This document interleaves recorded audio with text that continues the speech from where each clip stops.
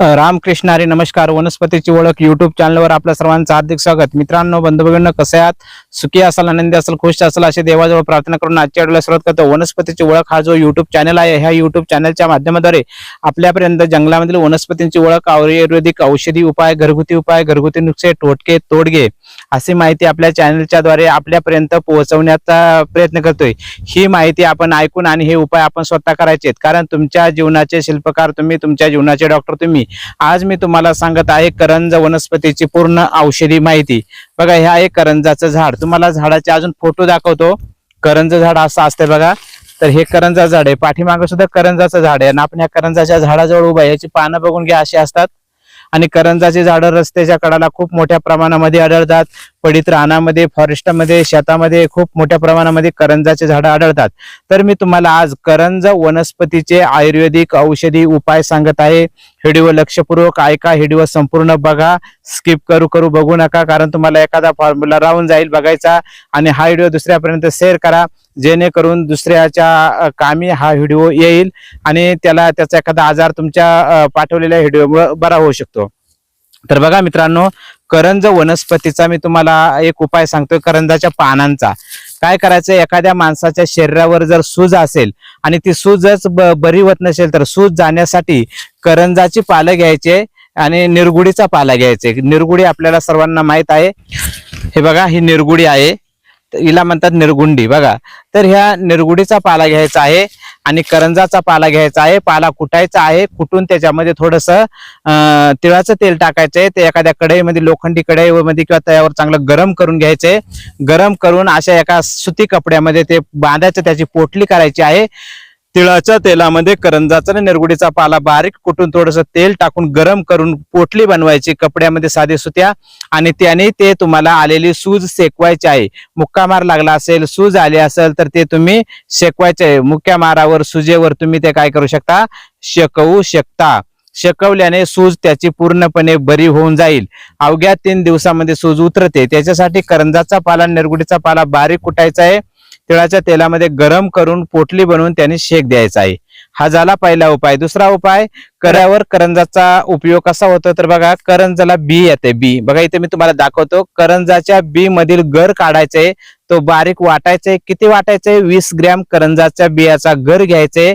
4 चमचे मध टाकायचे आहे आणि 14 दिवस तो तुम्हाला खायचा आहे. बघा, तुमचा 100% मुतखडा विरघळून पडून जाईल. 20 ग्रॅम करंजाच्या बियामधला मगज 20 ग्रॅम 4 चमचे मधाबरोबर खाल्ल्यानं पूर्णपणे तुमचा मुतखडा 14 दिवसात बरा होतो. दुसरा उपाय, करंजाची साल काढायचे, सावलीमध्ये सुकवायचे, मडक्यामध्ये जाळून राख करायचे. त्या राखेमध्ये 4 चमचे मध टाकून रोज सकाळी उपवाशी पोटी खायचा आहे. असा उपाय केल्याने सुद्धा मुतखडा तुमचा पूर्णपणे बरा होऊन जाईल.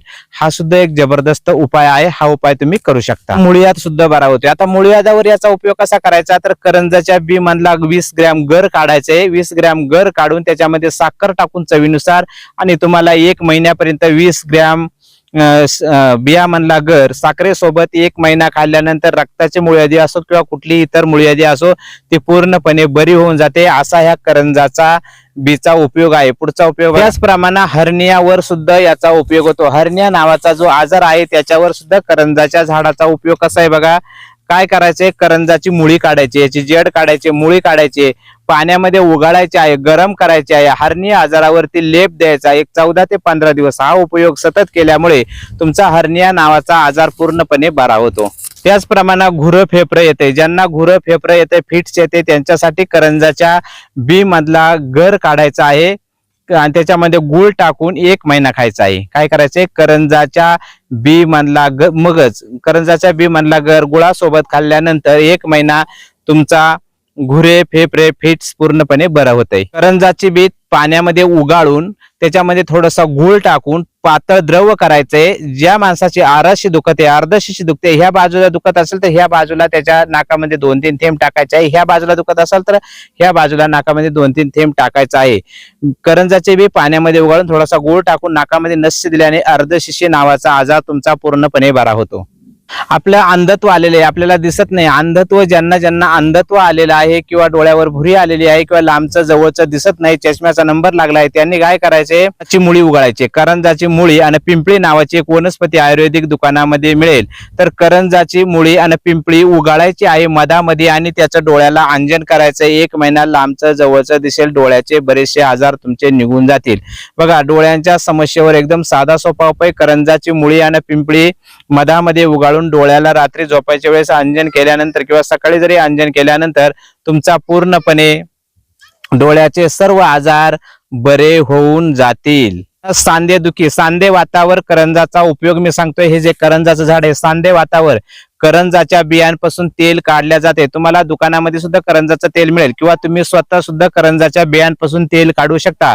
करंजाच्या तेलामध्ये लिंबाचा रस मिसळायचा, लिंबू पिळायचे आणि त्याने तुमच्या सांध्यांना मालिश करायचे. सूज असेल तर मालिश करायचे, वात असेल तर मालिश करायचे. वाताला सांध्याला मालिश केल्यानंतर तुमचा सांधेवात पूर्णपणे बरा होऊन जाईल. पूर्णपणे वातरोग जाण्यासाठी करंजाच्या तेलामध्ये लिंबू पिळून आणि त्यांनी मालिश करा, तुमचा वातरोग पूर्णपणे बरा होईल. जास्त करून सांधेवातावर 100% याचा रिझल्ट आहे. त्याचप्रमाणे कुष्ठरोग किंवा चर्मरोग, कुष्ठरोग किंवा चर्मरोगावर याचा उपयोग कसा करायचा तर ऐका. कुष्ठरोग असेल, चर्मरोग असेल, करंजाच्या बियाचं साल्ट काढायचे, करंजाच्या बिया वाटून बारीक करायचे आहे ते. आणि कुष्ठरोग असेल किंवा शरीरावर चर्मरोग असेल तर पूर्ण सर्व अंगाला ते लावून द्यायचं आहे. सर्व अंगाला लावल्यानंतर तुमचा कुष्ठरोग, चर्मरोग पूर्णपणे बरा होतो. करंजाच्या बिया वाटून अंगावरती लावायचं आहे, ते मालिश करायचं, त्याने मालिश करायचं, अंगावरती लावून द्यायचे. त्याने कुष्ठरोग आणि चर्मरोग बरा होतो. त्याचप्रमाणे सर्व अंगाला खाज येते, काही लोकांच्या सर्व अंगाला खाज येते. सर्व अंगाला खाज आल्यानंतर, चर्मरोग झाल्यानंतर काय करायचंय, तेल घ्यायचे, करंजाचं तेल घ्यायचे, त्याच्यामध्ये थोडंसं कापूर टाकायचे, लिंबू पिळायचे आणि ते सुद्धा तुम्ही सर्व अंगाला लावू शकता. चर्मरोगावर लावू शकता, त्याने सुद्धा तुमचे चर्मरोग पूर्णपणे बरे होईल. असा हा करंजाचा तेलाचा दुसरा एक उपयोग आहे. हा उपयोग आपण पायांना चिरा पडतात, हातपाय चिरतात, जळवात असतो, हातापायांना भेगा पडणे, हातापायांच्या भेगा पूर्णपणे बऱ्या होण्यासाठी करंजाच्या तेलामध्ये मोहळाचं मेण टाकायचं आहे, चांगलं मिक्स करून द्यायचं आहे. करंजाच्या तेलामध्ये मोहळाचं मेण मिक्स करून हातापायाला गेलेल्या भेगांना तुम्ही अवघ्या 3 दिवस लावताय तर पूर्णपणे 3 दिवसामध्ये तुमचे हातपाय चोपडे सटक आणि एकदम मुलायम होतील. हा सुद्धा उपाय तुम्ही करा. आणि गलरोग, घटसर्प आणि गलरोगावर एकदम जबरदस्त उपाय आहे. आणि गलरोग, घटसर्प आणि गलरोगावर याचा कसा उपयोग करायचा तर ऐका. घटसर्प आणि गलरोगावर करंजाच्या बी मधील गर कांद्याच्या रसामध्ये मिक्स करून खाल्ल्यानंतर घटसर्प पूर्णपणे बरा होतो, गलरोग निघून जातो. करंजाच्या बी मधील गर कांद्याच्या रसामध्ये मिक्स करून खायचा आहे. मिक्स करून खाल्ल्याने तुमचा घटसर्प बरा होतो. त्याचप्रमाणे शेवटचा उपाय सांगतोय, लक्षपूर्वक ऐका. शेवटचा उपाय म्हणजे तुमच्या चेहऱ्यावर वांग येतात, बघा वांग येतात, काळे वांग येतात, वन येतात, कायांच्या चेहऱ्यावर अशा फुटकुळ्या येतात, मोठमोठ्या पुळ्या येतात, कायांच्या चेहऱ्यावर डाग पडतात, काळे तांबडे. तर चेहरा मुलायम आणि सुंदर होण्यासाठी, चेहऱ्यावरील काळे वांग डाग जाण्यासाठी, पोट फुटकुळ्या जाण्यासाठी करंजाची बी रात्री गाईच्या दुधामध्ये उगाळून त्याच्या चेहऱ्यावरती लेप करायचे. सकाळी गार पाण्याने चेहरा किंवा गरम पाण्याने स्वच्छ धुवून टाकायचा आहे. असा उपाय तुम्हाला एक 14 ते 15 दिवस करायचा आहे. चेहऱ्यावरचे काळे डाग, वांग, चट्टे, पोट फुटकुळ्या सर्व बरं होऊन जाईल. चेहरा सुंदर होण्यासाठी, चेहऱ्यावरच्या सर्व समस्या जाण्यासाठी करंजाची बी गाईच्या दुधामध्ये उगाळून आणि चेहऱ्यावर लावा, ते लेप करा. चेहऱ्यावर लेप करा किंवा जिथं जिथं डाग आहे ते, जिथं जिथं वांग आहे ते, जिथं पोट फुटकुळे आहे ते, त्याच्यावरती करंजाची बी दुधात उगाळून लावा. तिथला तो आजार पूर्णपणे बरा होऊन जाईल. अशी करंजाची माहिती मी तुम्हाला सांगितलेली आहे. तर ही करंजाची माहिती कशी वाटली कमेंट करून सांगा.